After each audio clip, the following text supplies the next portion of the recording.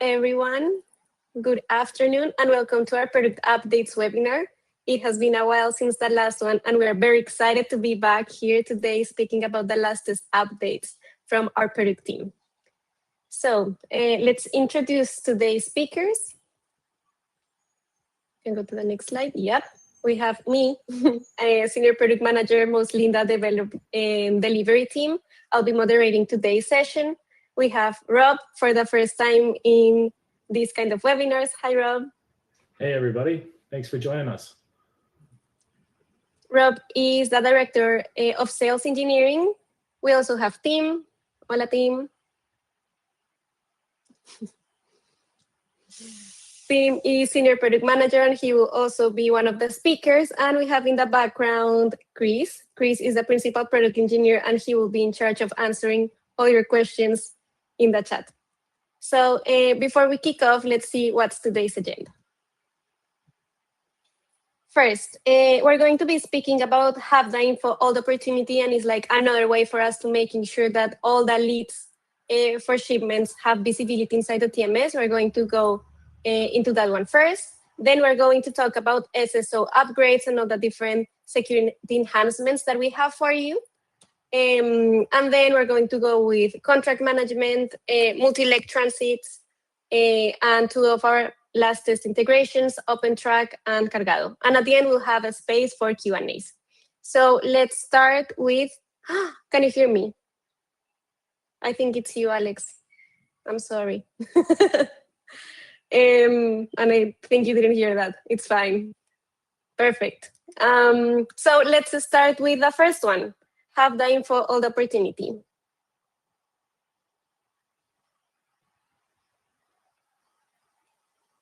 So Tim, do you want to tell us a little bit more about this after the video? This directly affects how many loads you win. Have the info, all the opportunity, because in the real world, shipments rarely arrive perfectly packaged. They come in through emails, through documents, customers forward over, through integrations, or from someone typing what they know and promising to send the rest later. And here's the problem. When that partial request is invisible in the TMS, it's easy to miss, forget, or delay. And that's how opportunities slip away. That's why we've expanded how intake works in Tai. You can now create real shipments with partial information directly from the email assistant and the document processor instead of waiting for everything to be complete. So you capture the shipment early, keep it visible, and move faster than the competition, even when the details arrive in stages. Let's look at a real example using email processing. Here we have an email request, but it's missing key details. Maybe the commodity description isn't included, or the delivery location only has a state. Now, instead of that request getting stuck, Tai can still process the email and create the shipment using whatever information is available. So you'll see the customer identified, any valid stop information created, and a clear alert attached to the shipment showing that information is missing. From here, your team can treat it like a real shipment because it is one. You just need to finish the missing pieces, and completing it is simple. Once you get the missing details, like a zip code, city, or commodity description, you just add them directly into the shipment.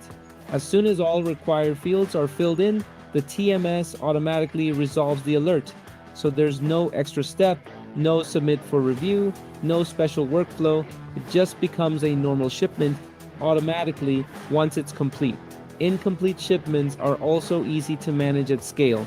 You'll see visual indicators next to the shipment ID, and you can filter for these shipments in Shipment Search or on the company load board.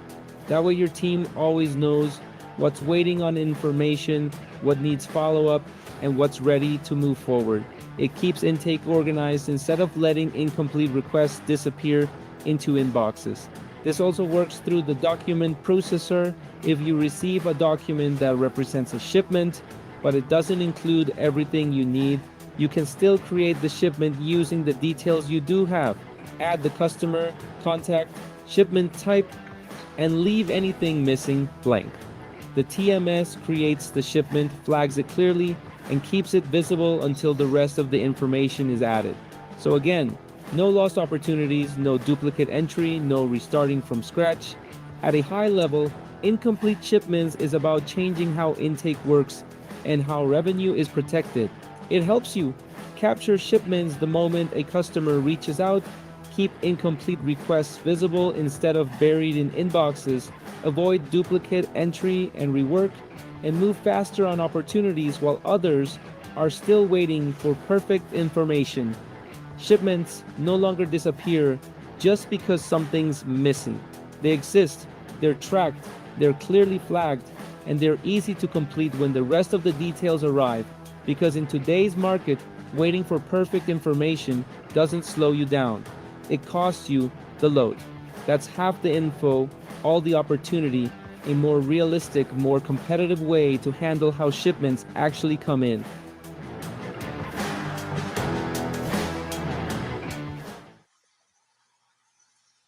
Awesome. Tim, do you want to tell us about what it is, where it comes from? Why is this so important for us? Yeah, so that video was a great introduction to this idea of half the info, all the opportunity. Why we built this was that we know not every shipment comes in with all of the information. Some of them do, but some of them don't. And in that case, you might still want a record of that shipment, or you might want the ability to track or assign or create tasks related to that shipment. And so we want you to be able to create that immediately with whatever information you have. This is an extension of what we worked on all year last year with our flexibility initiative, making it flexible at the intake level as well. And it's all about allowing your team to capture shipments earlier in the process so that they're documented, they can be shared across teams, and that the rest of our workflows can be taken advantage of. One of the things that's important about the way we're handling this is that there's an incomplete shipment alert. The benefit of that being an alert is everything else you can trigger and track with that in the TMS. So one, workflow automations can be triggered for incomplete shipments or when incomplete shipments get resolved. And then also on all of your shipment searching pages for filters, you can filter against alerts as well. Awesome. Thank you, Tim. So something that I really liked about this one is that now we can also be creating shipments from the document processor. Is there anything you want to add there? Yeah, of course. So the way this works is it doesn't matter where the shipment comes from. So the document processor is one entry point where you can create a shipment, and that's one where often we found you didn't have all the information. So that's a great place for this to live. The other is through email. An email intake, it's pretty common request that we get from customers that they'll receive an email and maybe it only has one location because the other location is assumed. And in the past, we weren't able to handle that. Well, now we can create it as an incomplete shipment. And then all you have to do is add that known address to resolve and complete the shipment and move it forward. So it doesn't matter where the information's coming from, whether it's manual entry or it's some other automated way of creating the shipment. We'll create it for you, and then you can complete the information later. I think it's worth touching on this again, and Johan did a great job of explaining this in the video, that taking a shipment from an incomplete status to a complete status is just as easy as completing the information. There's no extra steps involved. You don't have to do anything special to move a shipment forward from this state. You just have to make sure that all the information's there. Mostly that there's an origin, a destination, and a commodity.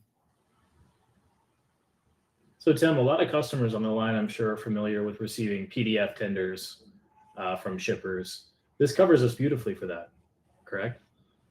Yeah, that's where this taps into the document processor pretty nicely. You end up with that PDF intake form in the document processor, but you don't have a shipment to attach it to because that shipment doesn't exist yet. Well, you can create it from the document processor, and hopefully all the information's there, but if it's not, you're still covered. Perfect. Awesome. That's great. Thank you, Tim. Let's go to the next topic for today. SSO update, security that doesn't slow you down. What is this about? Yeah, so this is an attempt to make sure that it's easy for organizations to better manage the ease of access to the TMS, as well as the security policies they have in place. So I think we're used to this concept on many of the sites that we visit today, but logging into different systems with different credentials not only slows us down, but it just increases the security risk that we have as an organization. So to streamline this, to make this easier for everyone to manage, we added the single sign-on process.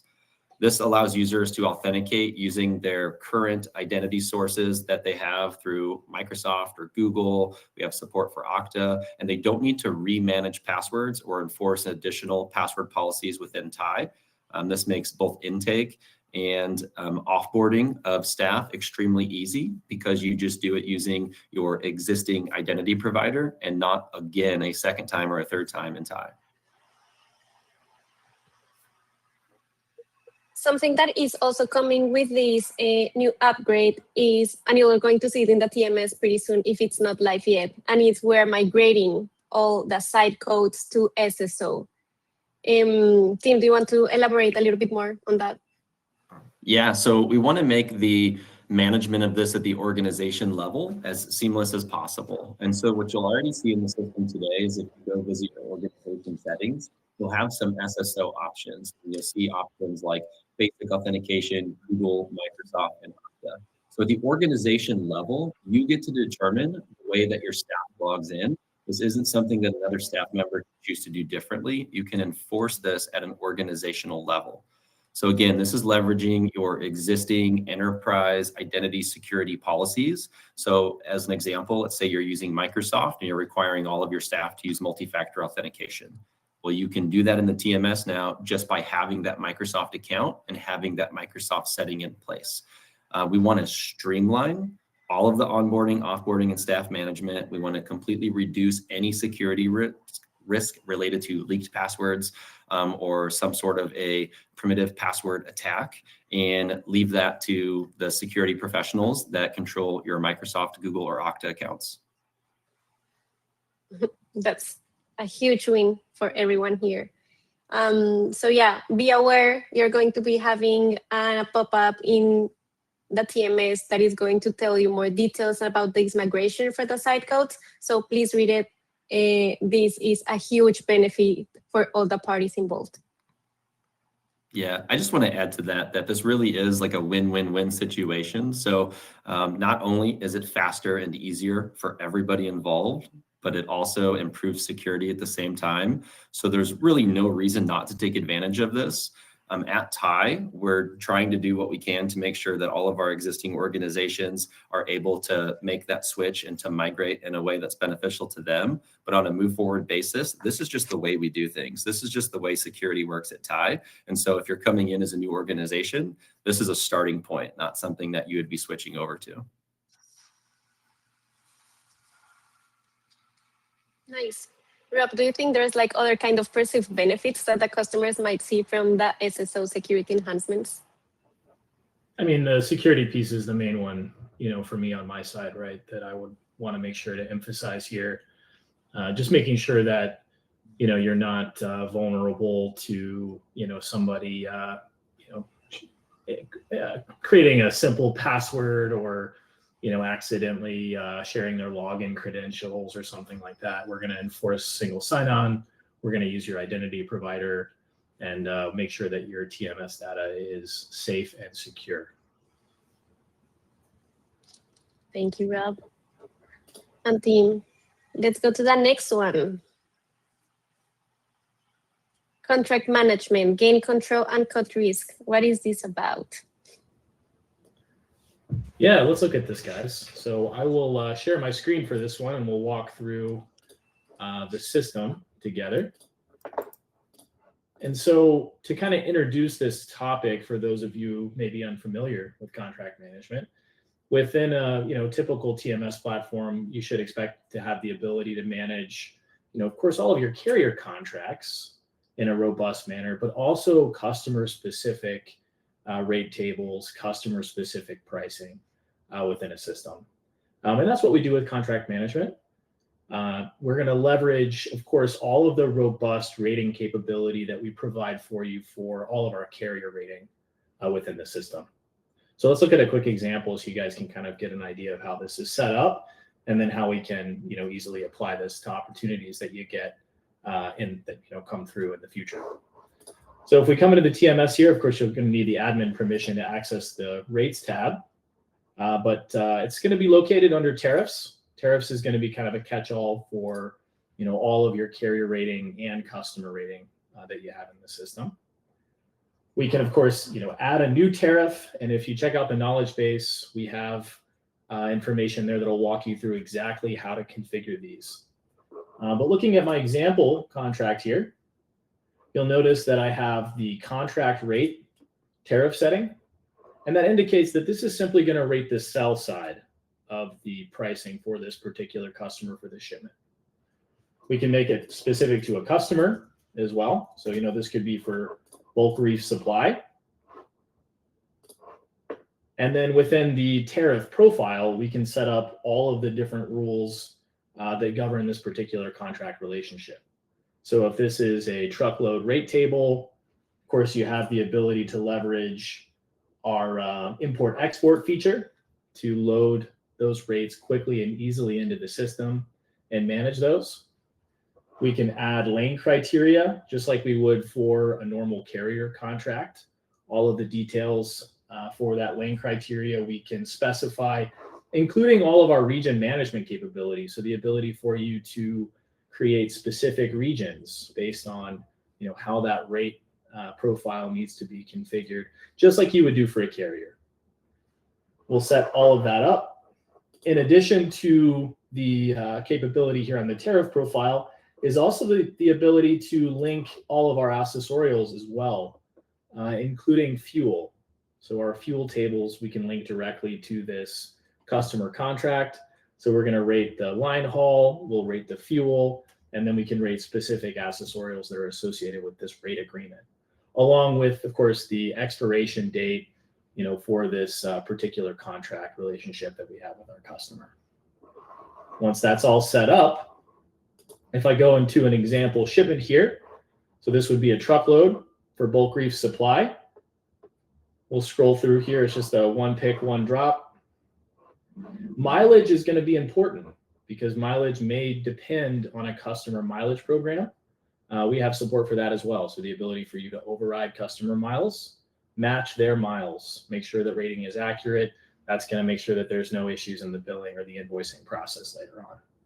We can even set up mileage override through tools like PC Miler if they're using a specific mileage version. But if I run my customer contracts here, you'll see, just like a normal contract that comes back like a carrier tariff, we'll see a customer contract. And notice that it's just the sell side here that's filled out. If I select that there, you can see we're rating, we have a per mileage rate in this particular instance. We have fuel. And then just like that, we're done. We can even leverage, of course, some of our auto rating capabilities as well for these contracts. So yeah, that's the overview there. That's awesome. Rob, why is this so important for the business? Well, obviously, accuracy in contract management and rating is going to be critical. When we're going to a customer, if we're negotiating contracted rates, we need a way to quickly and easily load those into the system and make sure that we're rating accurately off of those negotiated rates every single time. We want to avoid manual work. We want to avoid the team having to manually, review a pricing agreement or a rate table and then, update pricing manually. We also want to make sure that things like fuel are correctly accounted for so that we can invoice correctly as well. Nice. I have another question about it, and it's how does this work with familiar tools or other managing rates systems that a company might have? Well, it depends on the scenario that you have, but with this setup, we can decouple the rating. So, a great example would be, I have a rate negotiated with a customer, and then we also have rates negotiated with carriers, maybe a contract dedicated type capacity agreement or something like that. So in this system, we have the ability now within Tai to, of course, rate the customer side. So we rate the sell, and then I could also rate the buy. And if I edit my shipment again here, just to show you really quickly, run those rates. One thing that you'll see that you may miss at first encounter is what we call the apply to sell feature. And what that is going to do is, and let me just pull my specific tariff here because I have a bunch of different rates there. But this actually gives you a good idea. But so you can see right there the apply to sell. So I could rate a carrier contract like this one, and then I could apply the customer contract there. So you can see independent rating is available here for you whenever you need it. Awesome. Great. Thank you, Rob. Let's go to the next one.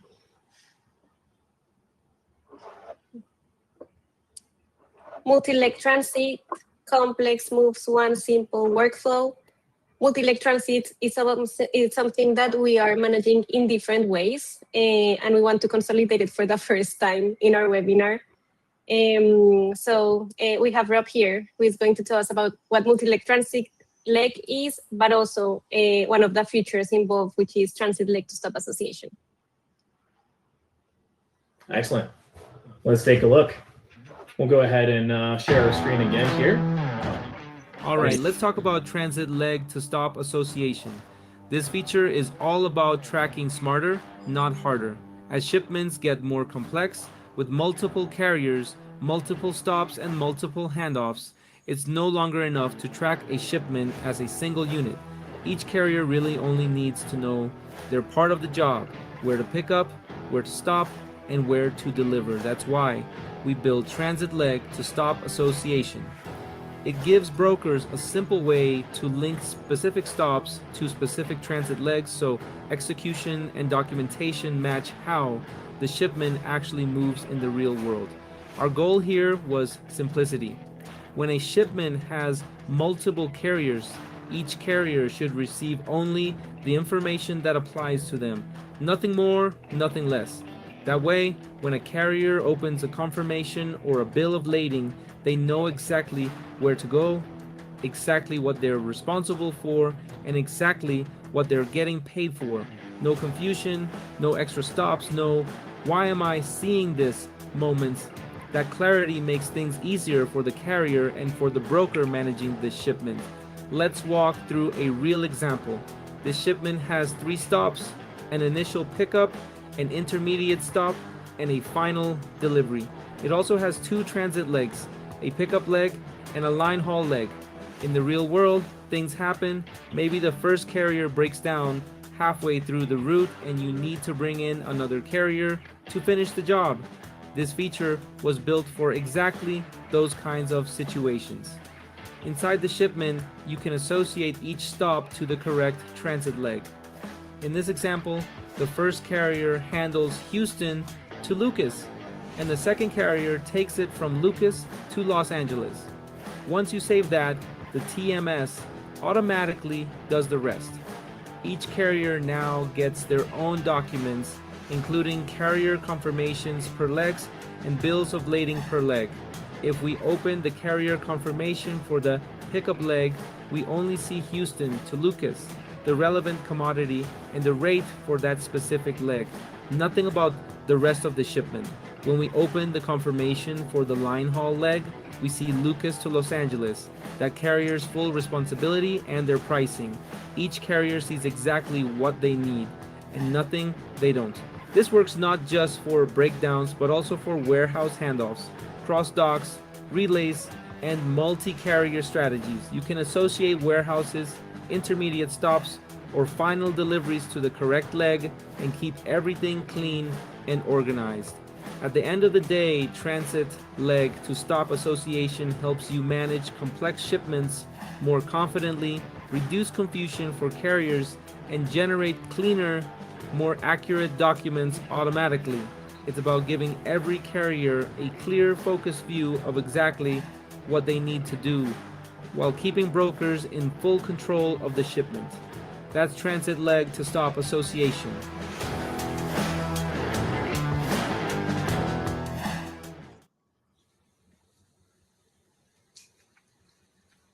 Awesome. Video does a great job of describing what we're looking at here, but did want to go a little bit deeper and kind of share with you guys more of what we're thinking with this particular feature, so that you understand some of the capabilities that we have here. Main takeaway is that, you know, we hear what you guys are dealing with out there in the market. Customers are coming to you, shippers are coming to you with more complex requirements, with more complex movements. We want to make it easy for you to represent those in the system and manage them effectively. When we're talking about cross-border or multi-carrier scenarios, complex movements, the system now makes it very easy to track and manage everything associated with an entire movement versus a single shipment. So if we look at a quick example here in the system, so I created one earlier for you, very similar to the example that Johan walked through there on that video. But essentially we have a single customer, we have multiple stops associated here, we have multiple commodities, and then we have multiple carriers. So in a quick example here, we could imagine, you know, something like a local cartage carrier, maybe that's going to pick up, you know, manage our pickups. We have, you know, an over-the-road carrier from a warehouse, and then maybe we need to separately pay, you know, a warehouse or a vendor within this particular shipment. We go ahead and create the body of the shipment, and keep in mind that this is a great opportunity for you to leverage things like templates to make it really easy to create these.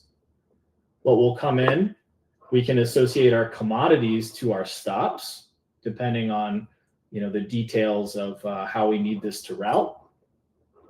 And then we can associate our stops to our transit legs, which is going to affect our documents. So we have our pickup carrier, Nika Container Freight. You know, they're going to pick up, they're going to take it to the warehouse. We have that listed out. And then our over-the-road carrier is going to handle it from the warehouse to the final destination. Keep in mind as well that we have consolidation features in the system too. So the ability to consolidate orders or child shipments to create, you know, multi-stop, multi-transit leg as well, which gives you another layer of capability with some of the things that we're talking about. Once that's entered correctly, I have the ability to generate carrier or leg specific documents.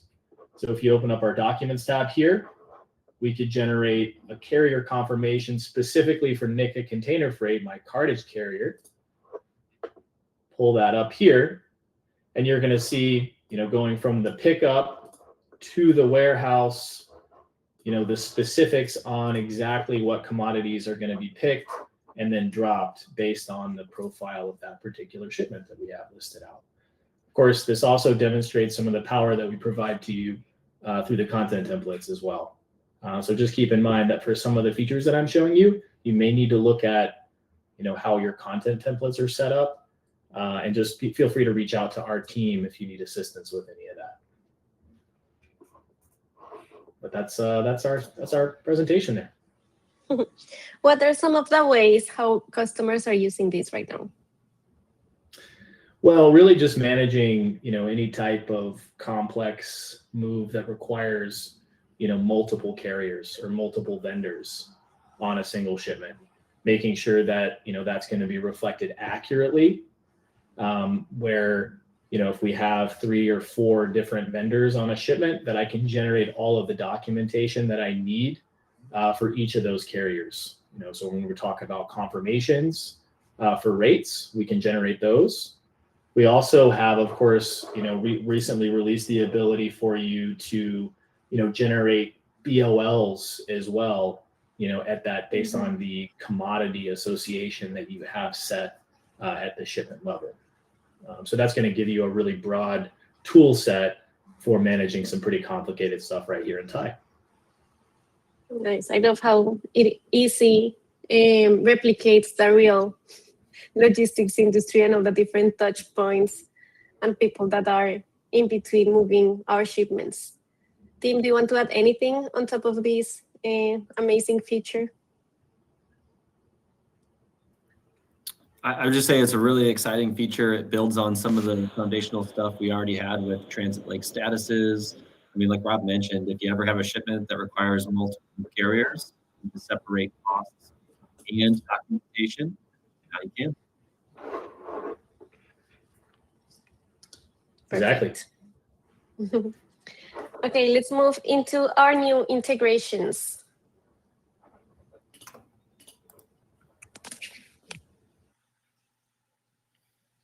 OpenTrack. Master Dredge without the chaos theme. What is this about? Tell us all about it. I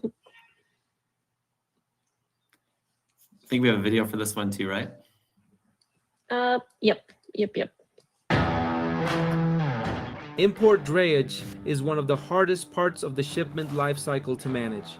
There's a lot happening between the port, terminals, rail, and final delivery, and most of the time, the information you need lives in too many places and arrives too late to be useful. What we kept hearing from brokers was simple. We just want to know what's happening and know it in time to act.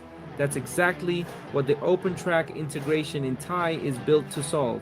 In this walkthrough, we'll show you how Tai brings real-time container visibility directly into the TMS, no extra portals, no manual check-ins, and how container milestones can automatically trigger alerts and workflows so your team can react earlier, not after the fact. Let's take a look at how it works. We designed this to feel very familiar if you're already using other tracking integrations in Tai. For import shipments, once you have a container number and a master BOL, you simply add those as shipment references.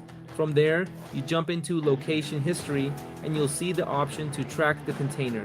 When you click that, the TMS sends the request to OpenTrack. And that's it. Tracking is now active and updates start flowing back automatically. No extra portals, no manual polling, just updates coming into the shipment. Now, this is where things get really powerful. OpenTrack sends a wide range of container milestones, things like terminal outgate, rail arrival, empty return, and more. What we give you is the ability to map those milestones directly to shipment alerts inside the TMS. So instead of just seeing an update, you can do something with it. For example, assign the shipment to a specific team, notify someone automatically, trigger a workflow, or update shipment statuses based on what actually happened. This is how you move from visibility to proactive execution. From the OpenTrack integration settings and the knowledge base, you'll see a list of milestones OpenTrack can send. You map those milestones using a simple format, status and milestone name. So if OpenTrack sends a full out gated event, the TMS recognizes it, maps it, and fires the alert you configured. From there, your automations take over. One more important piece, once tracking is active and updates start coming in, Tai can automatically create reference numbers from OpenTrack. Things like last free day. We add them for you, but we don't force them on. You choose which ones matter to your operation and enable only those. When OpenTrack sends that data, the TMS fills it in automatically, keeping your shipment record accurate and actionable. So at a high level, this integration helps you stay ahead of import drayage issues, reduce manual tracking, and react earlier to what's happening with your containers. Everything lives inside the TMS, where your team already works, and the best part is, we're just getting started. This is the foundation, and we'll continue expanding drayage, visibility, and automation as we build on this integration. That's the OpenTrack integration. Thanks for walking through it with us.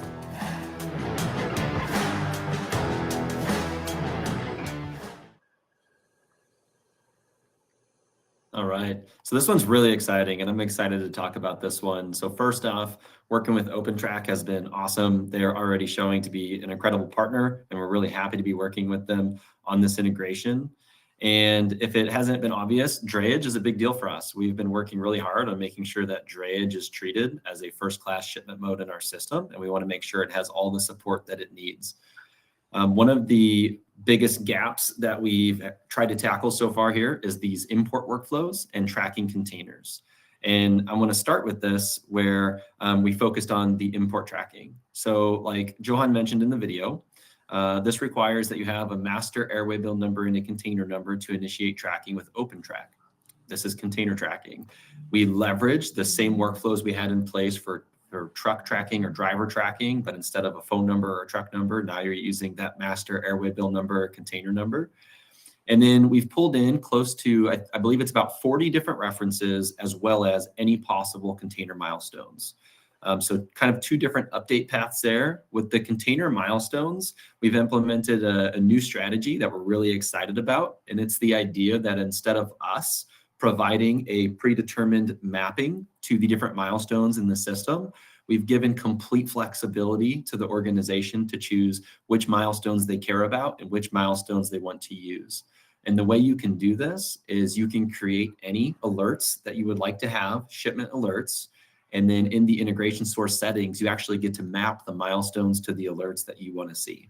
So you can set up any and all the alerts that OpenTrack could possibly want to send. And then I mentioned there's another 40 or so reference numbers coming in. And if you want a complete list of those things, you can go to our documentation. There's a really nice page put together that explains the integration and highlights all of the different references that are out there and available at this time. So this is automated tracking for containers where you can pull in all of your milestones and most of the key reference numbers that you're going to need to manage that. It's all in real time. This is webhook driven. So as soon as OpenTrack has that update and sends it to us, it's going to show up in the system, which is awesome. This is another way that we're trying to keep you on one screen instead of bouncing between different systems, and hopefully reduce manual work for your operations team. We're always trying to be efficient and effective, and the automations that we're adding to the system. And this is just another way, not just to make your teams more effective, but hopefully be a little more proactive in handling things like container delays or risk for missed appointments, to merge, things like that.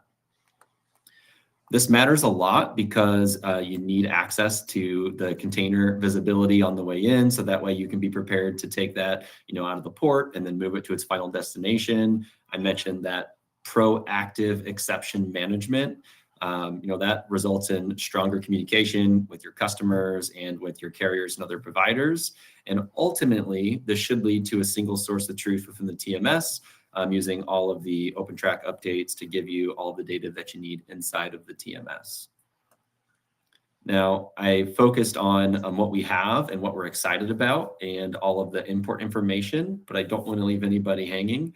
We're already working on the next phase rollout of this, which is going to include waybill tracking. It's going to offer increased functionality of itinerary updates and more hold management communication. There's a lot of new features that are still coming. So this is a great integration. We're super proud of what it has, but we're also really excited about what we're going to get to add to it over the next month. Yeah, that's OpenTrack drayage container tracking in Tai. Awesome. I love it. I was going to ask you where we are heading and what is coming next, but you just answered. Yeah. No, yes, that is where we're heading. And so going back to just OpenTrack being a great partner, we've been working closely with them, constant communication on things that should be added, the way things should be handled, and how we want this data displayed in the TMS. I mentioned that milestone configuration. One thing that's unique about container tracking or the waybill tracking is there's a lot of data points. And we want to make sure that we have all of the right data points available, but that we also make sure that we're clear and concise in what we're showing you and not just flooding the system with, hundreds of data points that may or may not matter. So we've put a lot of effort into making sure that the right data is here.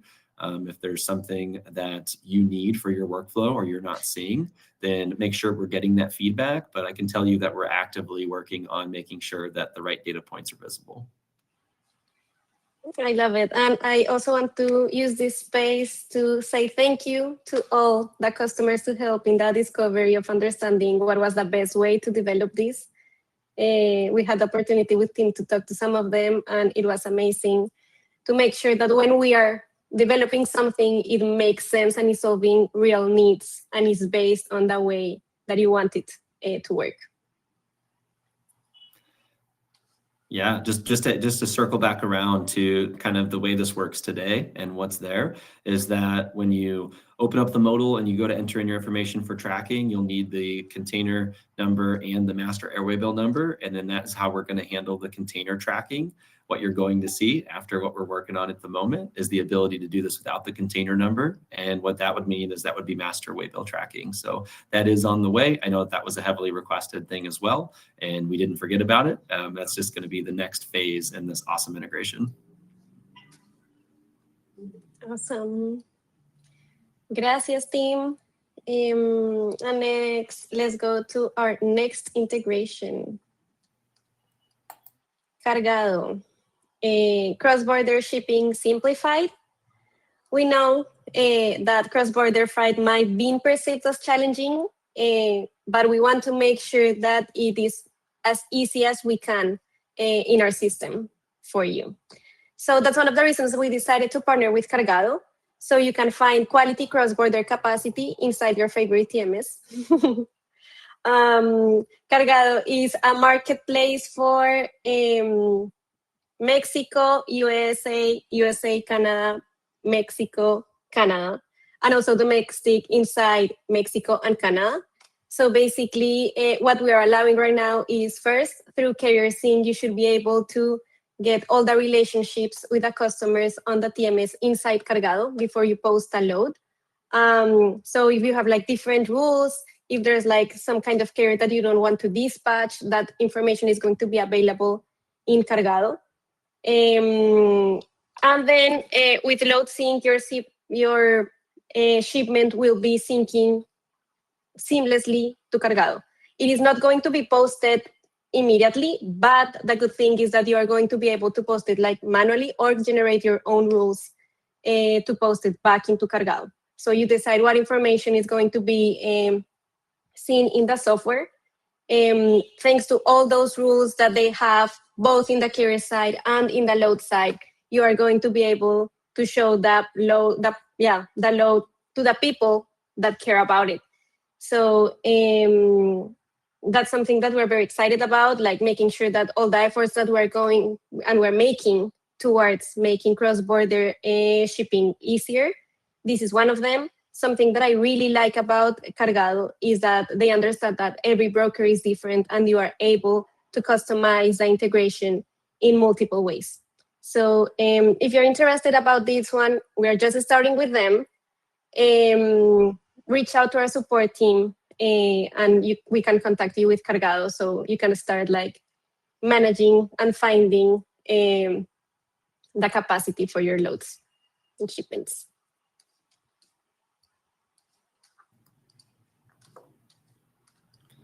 Cami, thanks for sharing that. I just want to make sure I understood. So what you're saying is with Cargado, we have faster access to cross-border capacity right there within the TMS.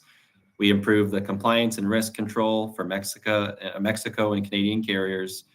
And we automate some of this entry, less manual entry between the two systems. Completely. It's easier than ever. Now there's no excuse for you to not be managing cross-border shipments. And as I mentioned, this is only the beginning. We'll be having grading and other features soon in the integration. Okay, so now let's move to Q&A. I know some of the questions were already solved in the chat, but I wonder if there's anything else, any other question.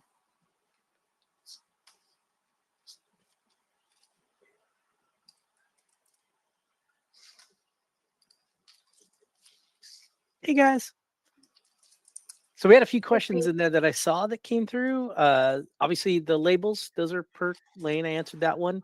That's an expansion of our current documentation, which will be good. And that'll help you guys out when you're doing that. The question about the leg association, you can build a line haul leg and you can assign it to multiple stops, but you can't assign it to different stop. You can't go out of order, so you can't apply to stop 1 and 2 and then 5 and 6. It has to be in consecutive stops. Otherwise, you're going to need just your standard leg. So you'll need a delivery leg haul to do that warehouse to back to the port. But then you can associate it with stops, and the documents will all build up. So Those are a couple of the questions I saw that we didn't get answered. The other one is right now, Stop Association does not copy when we duplicate a shipment, so you won't get so you'll still have to reassociate them. That's coming down the line pretty soon. I don't know where it is, but we'll get there. Just wanted to add to what you were talking about with that transit leg association. You can think of it as a range. So the stops are always in order, and then the association can touch 2 or more stops. They just have to be within that range. Like Chris was saying, consecutive, you can't skip stops. And so the associations are pair driven because every truck has to pick and drop. And then it's a range that you can expand across however many stops you need for that truck.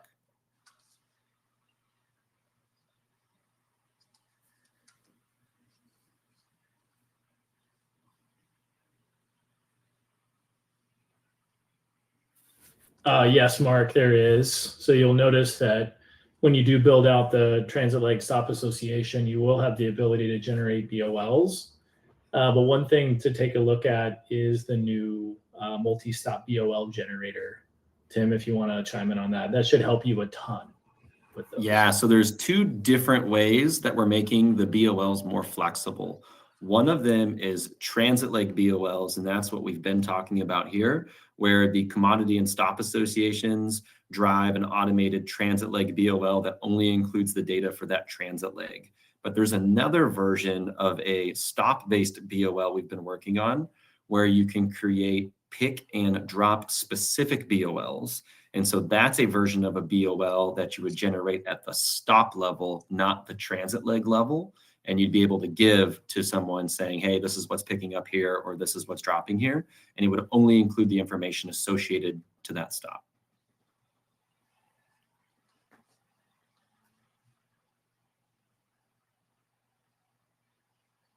I saw another question here from Christy. Only FTL for Cargado, correct? It is principally built for a full truckload, but it also manages LTL. So both of them.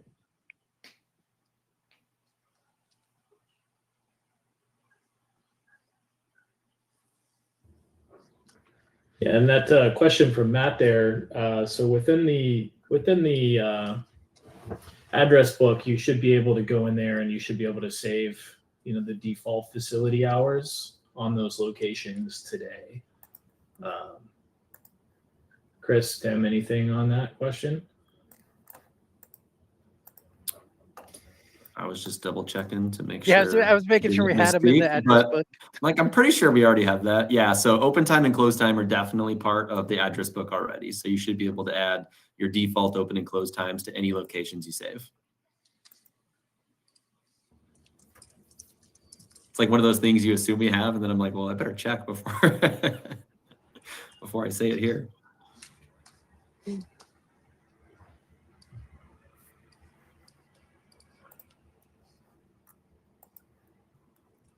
The other thing to say along with that is you can also see that we've added accessorials to the address book, which is something new, so that you can get that idea that it's not just. I know for a lot of people who were with us older, it was just like liftgate, residential, and now it's really you can go apply any accessorial to it. So.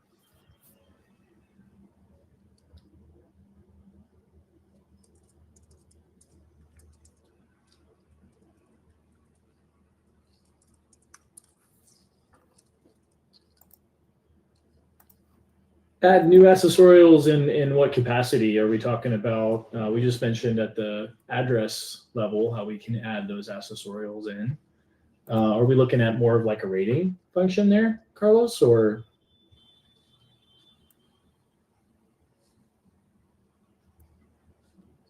On the rates, yeah. So absolutely, right? So there's a few different options that you have. And I would recommend checking out the knowledge base on this just for a quick refresh on building manual tariffs.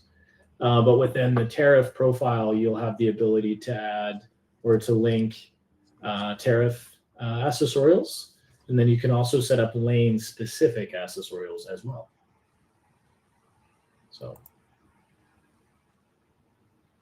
And that'll work for obviously customer contracted rates, and then also, and of course for your carrier rates as well.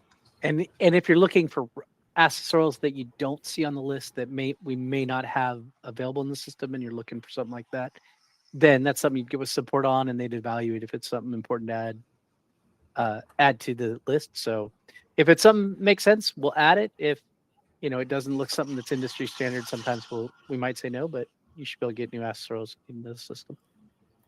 Oh, I see And what you mean there. Yeah, that's just Yeah. a support question there, Carlos. We can, if you don't see one, let us know. Another thing you could take a look at is we actually have quite a few accessorials in the system, and they're not all enabled for everyone by default. If you go to the rates tab and then you look for the accessorial organization link, you can search through accessorials there that may not be turned on for certain modes or at all for like the back office of the application. And just take a peek there, and if there's something you're looking for, it might be there.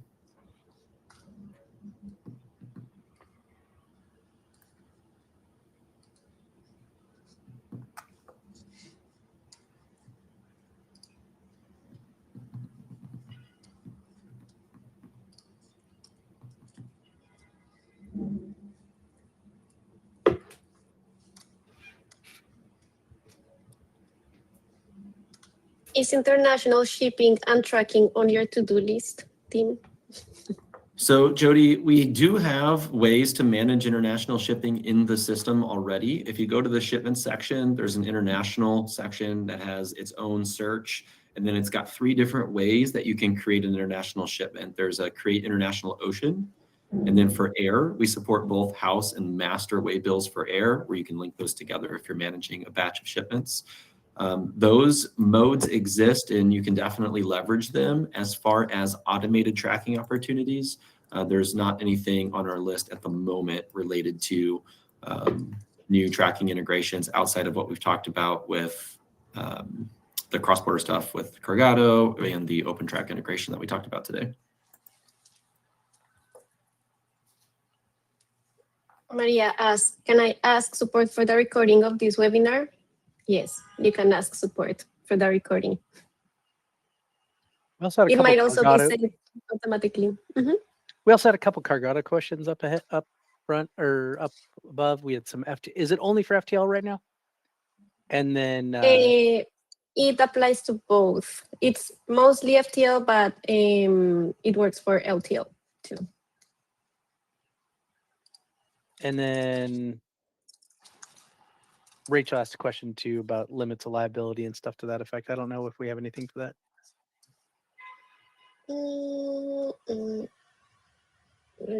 Yeah. I don't have an answer for that one yet, but if you want to reach out to support team later today, I'll make sure they have an answer.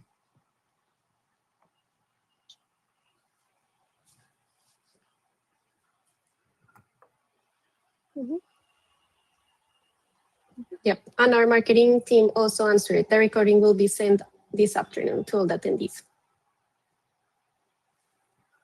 Okay, we have just a couple of minutes left. If you have any other questions, time to pop them in.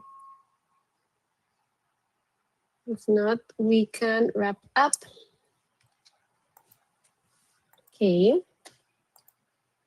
So thank you, team, Rob, Chris, for this session.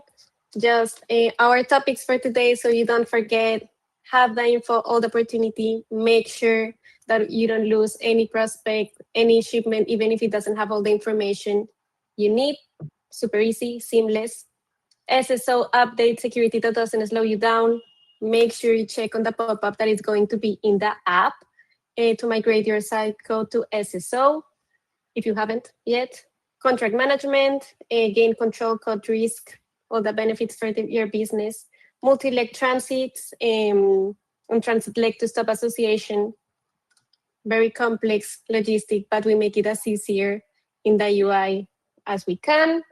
OpenTrack integration, continuing building on the driest shipments and making sure that you have all the information you need in your favorite TMS.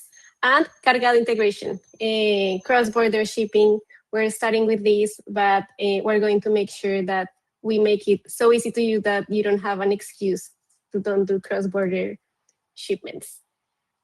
Before we go, we want to invite you to our summit. And it should appear somewhere there. Yep. We are going to be having our summit this year in September 21st to September 24th in Chicago. It's going to be very fun. We're going to be bringing a lot of tools for you and your team, so you use the TMS in the best way for your business. We're going to bring more product updates, a lot of tutorials, workshops, so you get like all the advantages from it. You just have to register on the link that is on screen. Please don't miss it.